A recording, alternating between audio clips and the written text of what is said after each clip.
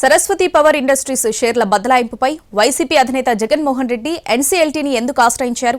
తల్లి విజయమ్మ ద్వారా వైఎస్ షర్మిల షేర్లను అనధికారికంగా ట్రాన్స్ఫర్ చేసుకున్నారా? ఈడీ చట్టానికి వ్యతిరేకంగా షేర్ల బదలాయింపు జరిగిందా? జగన్ను ప్రమాదంలో నెట్టడానికే షర్మిల కుట్రలకు పాల్పడ్డారా? ఎన్సీఎల్టీకి ఫిర్యాదులో జగన్మోహన్ రెడ్డి ఏ అంశాలను ప్రముఖంగా ప్రస్తావించారు? చివరి నిమిషంలో లాయర్ల సూచనలతో అలర్ట్ అయిన జగన్ ఎన్సీఎల్టీని ఆశ్రయించారు. షర్మిల చేసిన పని జగన్ కి బెయిల్ రద్దయ్యే పరిస్థితి వచ్చింది. వైసీపీ అధినేత వైఎస్ జగన్మోహన్ రెడ్డి ఆస్తుల వ్యవహారంలో ఎన్సీఎల్టీని ఆశ్రయించడంపై తెలుగు రాష్ట్రాల్లో చర్చనీయాంశంగా మారింది. వైఎస్ షర్మిల, వైఎస్ జగన్ వేర్వేరుగా వ్యాపారాలు చేసుకుంటున్నారు. ఉమ్మడిగా వ్యాపారాలు చేయడం లేదు. వైఎస్ రాజశేఖర రెడ్డి బతికి ఉండగానే ఎవరి ఆస్తి వాళ్లు వాటాలు చేసుకున్నారు. రాజశేఖర రెడ్డి సొంతంగా సంపాదించుకున్న ఆస్తులు, వారసత్వంగా వచ్చిన ఆస్తులను వైఎస్ జగన్, వైఎస్ షర్మిలకు సమానంగా పంచారు. చెల్లి షర్మిలపై ఉన్న ప్రేమతో తాను సొంతంగా సంపాదించుకున్న ఆస్తుల్లో కొన్నింటిని షర్మిలకు భవిష్యత్తులో బదలాయించాలని జగన్ అనుకున్నారు.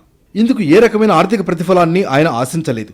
తాను సొంతంగా సంపాదించిన ఆస్తుల్లో చెల్లికి వాటా ఇచ్చేందుకు ముందుకొచ్చినట్లు పార్టీ వర్గాలు చెబుతున్నాయి.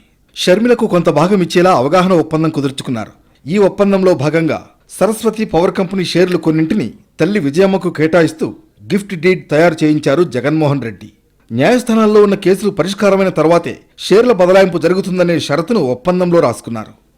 రాజశేఖర రెడ్డి గారు మరణించక ముందే ఆయన పిల్లలకి ఆస్తులు పంచడం జరిగింది. దానిలో జగన్ గారికి ఇచ్చారు, షర్మిలమ్మ గారికి ఇచ్చే కూడా షర్మిలమ్మ గారికి ఇచ్చారు. బంజారాయిల్స్లో రోడ్ నెంబర్ 2లో 280 గజాల స్థలం, ఇడుపులపాయలో 51 ఎకరాల పొలం, 15 మెగావాట్ల ఎస్ఆర్ఎస్ హైడ్రో పవర్ ప్రాజెక్ట్, బహుశా సాండూర్ పవర్ అయి ఉంటుంది. 15 మెగావాట్ల SRS hydro power project. Saraswati power కంపెనీలో తన షేర్లతో పాటు భారతి, క్లాసిక్ రియాలిటీ షేర్లను అక్రమంగా బదిలీ చేసుకున్నారన్నది జగన్ వాదన. 1999 మార్చి 31న స్థాపించిన సరస్వతి పవర్ అండ్ ఇండస్ట్రీస్ లిమిటెడ్లో జగన్కు 74,26,294 షేర్లు, భారతికి 40,50,000 షేర్లు, క్లాసిక్ రియాలిటీ సంస్థ పేరుతో 12 లక్షల షేర్లు ఉన్నాయి. తద్వారా కంపెనీలో 51.01% వాటా జగన్, భారతి, క్లాసిక్ రియాలిటీకి వర్తిస్తాయి. 2019 ఆగస్టు 31న షేర్లను బదిలీ చేస్తామని ఎంఓయూ చేశారు. అప్పటికి జగన్కు 29.88, భారత్కి 16.30, క్లాసిక్ రియాలిటీ వాటా 33.30 షేర్లు ఉన్నాయి. విజయమ్మకు కేవలం 3,52,500 షేర్లు మాత్రమే ఉన్నాయి. అంటే కంపెనీలో ఆమె వాటా కేవలం 1.42% మాత్రమే. జూన్ 2, 2021న జగన్కు చెందిన 71,50,000 షేర్లు, సండూర్ పవర్కు చెందిన 46,71,707 షేర్లను విజయమ్మ పేరుతో బదిలీ చేశారు. దీంతో విజయమ్మ షేర్లు 1.42% నుంచి 48.99%కు చేరాయి. క్లాసిక్ రియాలిటీ షేర్లు 12 లక్షలకే పరిమితమయ్యాయి. కంపెనీలో జగన్, భారతి వాటా 45%కి పరిమితమైంది. జగన్ ఆస్తులు ఈడీ, సిబిఐ అటాచ్మెంట్లో ఉన్నాయి. ఆ కేసులు పరిష్కారమైన తర్వాత మాత్రమే షేర్ల బదలాయింపు జరుగుతుందని ఒప్పందంలో స్పష్టంగా రాసుకున్నారు. కేసుల విచారణ పూర్తి కాకుండా షేర్ల బదిలీ సాధ్యం కాదని న్యాయ నిపుణులు కూడా చెప్పడంతో ఒప్పందంలో పేర్కొన్న అంశానికి బలం చేకూరుస్తుంది. ఒప్పందం కుదిరే నాటికి వైఎస్ షర్మిలకు కూడా ఈ విషయం స్పష్టంగా తెలుసని వైసీపీ వర్గాలు చెబుతున్నాయి. కేసుల విచారణ పూర్తి కాకుండానే షేర్ల బదలాయింపు జరిగితే జగన్కు న్యాయపరమైన చిక్కులు వస్తాయి. ఇచ్చిన బెయిల్ రద్దయ్యే ప్రమాదం ఉందన్న విషయం షర్మిలకు అవగాహన ఉంది. కాలక్రమంలో వైఎస్ షర్మిల తెలంగాణలో సొంతంగా రాజకీయ పార్టీని స్థాపించారు. తర్వాత కాంగ్రెస్లో కలిపేసి ఏపీ కాంగ్రెస్ చీఫ్ అయ్యారు. మొన్నటి ఎన్నికల్లో జగన్కు వ్యతిరేకంగా పోటీ చేశారు, ప్రచారమూ నిర్వహించారు. జగన్కు న్యాయస్థానం షరతులతో కూడిన బెయిల్ ఇవ్వడంతో ఆస్తుల బదలాయింపు సాధ్యం కాలేదు. ఈడీ అటాచ్ చేసిన ఆస్తుల్ని బదిలీ చేస్తే జగన్ బెయిల్ రద్దయ్యే ప్రమాదం ఉందన్నది షర్మిలకు తెలుసు. అయినప్పటికీ తల్లి విజయమ్మ పేరిట షేర్లను బదలాయించుకున్నారు. ఒరిజినల్ షేర్ల సర్టిఫికెట్లు అందించకుండానే షేర్లను బదలాయించారు. షేర్ సర్టిఫికెట్లు ఎక్కడో కనిపించకుండా పోయాయని విజయమ్మతో తప్పుడు స్టేట్మెంట్ ఇప్పించి డూప్లికేట్ షేర్లు బదిలీ చేసుకున్నారు. ఒరిజినల్ షేర్ సర్టిఫికెట్లన్నీ వైఎస్ జగన్ దగ్గరే ఉన్నాయి. వైఎస్ షర్మిలకు అన్నీ తెలిసే షేర్లను బదలాయించుకున్నారు. దీంతో కేసులు మరింత సంక్లిష్టంగా మారే పరిస్థితి వచ్చింది. షర్మిల చేసిన పనులు, అటాచ్ చేసిన ఆస్తుల బదలాయింపులు హైకోర్టు ఇచ్చిన ఆదేశాలకు భిన్నంగా ఉన్నాయి.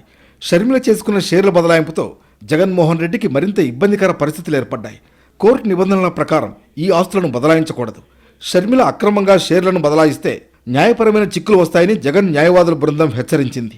దీన్ని రాజకీయ ప్రత్యర్థులు తమకు అనుకూలంగా మార్చుకుంటారన్న అనుమానంతో తనకు, చెల్లి షర్మిలకు మధ్య జరిగిన ఎంఓయూను రద్దు చేసుకున్నారు. న్యాయస్థానం ఇచ్చిన ఆదేశాలను ఉల్లంఘించలేదని చెప్పడానికి మాత్రమే నేషనల్ కంపెనీ లా ట్రైబ్యునల్ను ఆశ్రయించారని పార్టీ నేతలు చెబుతున్నారు. సరస్వతి పవర్ కంపెనీ అవగాహన ఒప్పందంలోని ఆస్తులు ఇతర ఆస్తులు కానీ ఏవి కుటుంబ వారసత్వ ఆస్తులు కాదు. జగన్ సొంతంగా సంపాదించుకున్న ఆస్తులు మాత్రమే. ఈ ఆస్తులు ప్రస్తుతం ఈడీ అటాచ్మెంట్లో ఉన్నాయి. న్యాయస్థానాల్లో కేసులు పరిష్కారమయ్యే వరకు వీటిని బదలాయించడం సాధ్యం కాదు. న్యాయపరంగా ఉన్న ఈ చిక్కు గురించి స్పష్టంగా తెలిసినప్పటికీ కోర్టు నియమాలను ఉల్లంఘిస్తూ షేర్లను తల్లి వైఎస్ విజయమ్మ పేరుపై బదలాయించింది. న్యాయపరమైన చిక్కులు ఎదురుకాకుండా ఉండడానికి కోర్టుకి వివరాలు తెలియజేయాల్సిన అవసరం ఏర్పడింది. సరస్వతి పవర్ కంపెనీకి సంబంధించిన గిఫ్ట్ డీడ్ 2021లో ఇనిషియేట్ అయ్యింది. అయితే షేర్ల బదలాయింపు కంటే ముందు న్యాయపరమైన వ్యవహారాలన్నీ కొలిక్కి రావాల్సి ఉంది. అందుకే వైఎస్ జగన్ ఆస్తి బదలాయింపు ప్రక్రియను పూర్తి చేయలేదని పార్టీ నేతలు చెబుతున్నారు. వైఎస్ షర్మిల దురుద్దేశంతోనే న్యాయపరమైన చిక్కుల్ని విస్మరించి షేర్లను బదలాయింపజేసుకున్నారు. న్యాయపరంగా ఈ చర్యలు సరికాదని షర్మిలకు ఎప్పటికప్పుడు సలహా సూచనలు చేసినా పట్టించుకోలేదు. తనంతట తాను ఆస్తుల పంపిణీకి జగన్ ఒప్పందం కుదుర్చుకుంటే వైఎస్ షర్మిల ఒమ్ము చేసిందని వైసీపీ నేతలు అంటున్నారు. షేర్ల విషయంలో షరతులకు అనుగుణంగా యథాతథ స్థితిని కొనసాగించాలని YS Jagan national company law ట్రైబ్యునల్ను ఆశ్రయించాల్సి వచ్చింది. ఈడీ అటాచ్ చేసిన ఆస్తుల్ని అమ్మకూడదు, కొనకూడదు, ఎవరికీ బదిలీ చేయకూడదు. అందుకే షర్మిలకు ఇవ్వాలనుకున్న ఆస్తుల్ని ఆమెకిస్తానని చెబుతూ 2018లో అవగాహన ఒప్పందం MOU చేశారు జగన్. 2021లో విజయమ్మకు గిఫ్ట్ డీడ్ చేశారు. విజయమ్మకు షర్మిలకు సరస్వతి పవర్ షేర్లు బదిలీ చేశారు. జగన్మోహన్ రెడ్డికి తెలియకుండా షేర్లను బదిలీ చేసుకోవడం అంటే కోర్టు స్టేటస్ కోను ఉల్లంఘించడమే. న్యాయ నిపుణుల సలహా తీసుకున్న తర్వాతే జగన్ NCLTని ఆశ్రయించారు. తద్వారా బెయిల్ రద్దయ్యే ముప్పు నుంచి జగన్ తప్పించుకోగలిగారు.